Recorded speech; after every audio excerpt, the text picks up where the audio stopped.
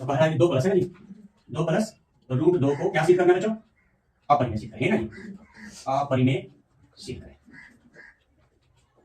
ठीक है, एक चीज हम आपको शुरू में बोले हैं कि बाबू एक चीज याद रखिएगा कि पूर्णांक मतलब क्या होता है, ना बटन होना चाहिए ना दशमलव में होना चाहिए। तो सबसे पहले अगर इस प्रकार से आपको दिख जाए तो एक ही वो काम करना है कि जो अपरिमेय सिद्ध करना है इस पूरा को मान लीजिएगा परिमेय। क्या मानेंगे बाबू?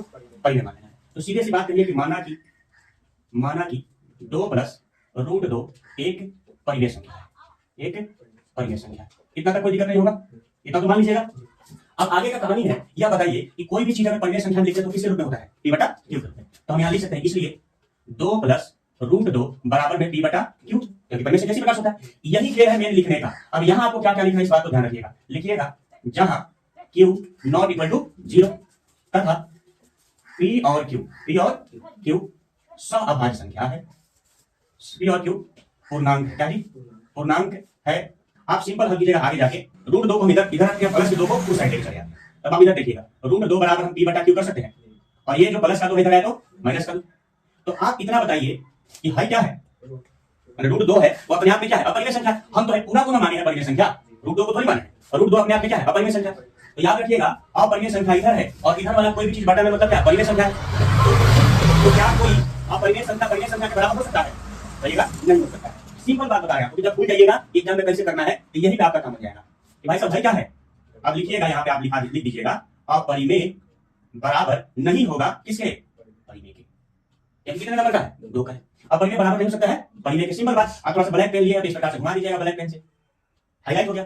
अब यह हाईलाइट हो गया तब लिखिएगा क्योंकि रूट 2 एक क्या है जी? अपरिमेय संख्या है। क्या है? अपरिमेय संख्या है।